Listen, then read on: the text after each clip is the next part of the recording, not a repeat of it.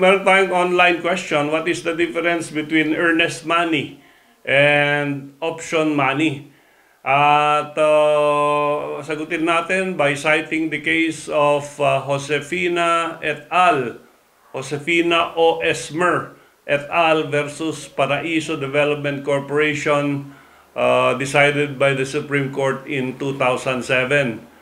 Actually, ang earnest money at option money hindi magkapareho.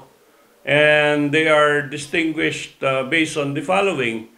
Ang earnest money is part of the purchase price, while the option money is given as a distinct consideration, no, to an option contract.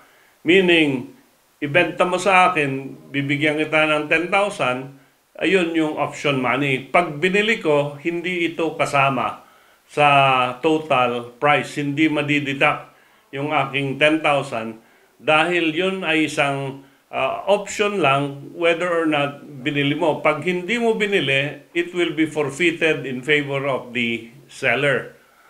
Ano? Ang earnest money is given pag merong sale, meaning tapos na ang usapin. So you give that during a sale. While an option money, hindi pa perfect yung sale. Marami pang choices siguro yung seller na pagbibigyan. And para hindi ka mawala sa eksena, magbibigay ka lang ng isang option money. Pag nagbigay ka ng earnest money at tinanggap ng seller, yung seller is bound to give it to you, yung property, but you as buyer is bound to pay the balance, no? So actually perfect na yung contract. Magbigay ka ngayon ng earnest money ng 10,000, yung balance na for example 90,000 kailangan bayaran mo kasi perfected na yung contract.